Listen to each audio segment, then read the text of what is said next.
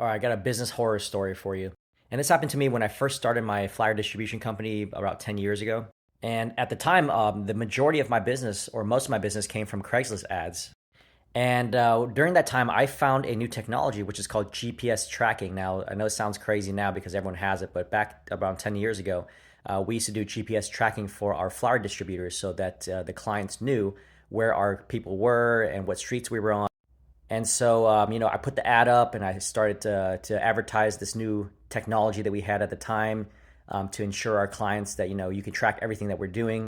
And, I started getting death threats. And the death threats came from competitors that were also posting on Craigslist. And so I would get daily emails, I got phone calls. And in particular, there was this one guy that was hyper aggressive. He said he was going to kill me. He said, if he saw me on the street, he's going to do things to me.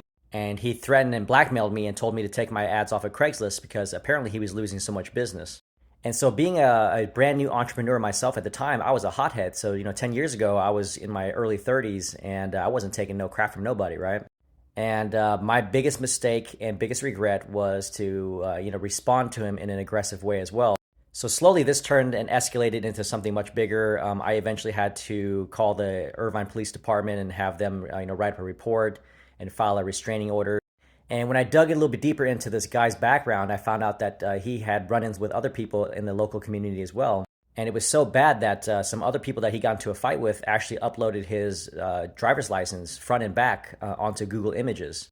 And it was an all-out assault for the next few months. And I pretty much spent a lot of my time and energy trying to get back at this guy, only to find out later that, it definitely wasn't worth it, number one. Number two, it actually hurt my business because during the time that I was wasting, to try to get back at this dude, I spent less time marketing. I spent less time working on my clients.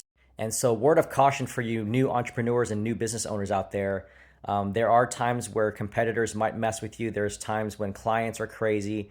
But over the past 10 years, the number one thing I've learned is that you want to keep your cool. You want to make sure that you speak to people reasonably. And at the end of the day, if they continue to badger you, or if you know for sure they're wrong, and you have the right contracts in place, you can just ghost them after that because it's not worth your time.